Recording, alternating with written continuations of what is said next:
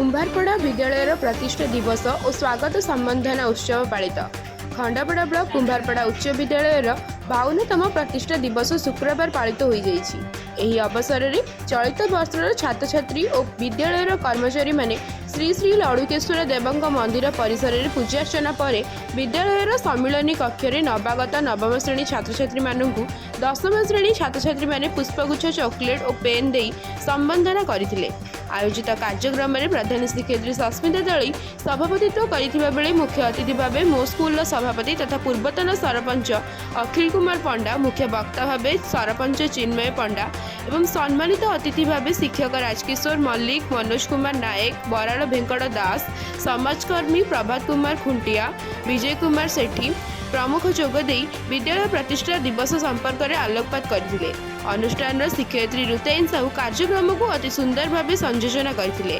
Bureau report Samta Khabar.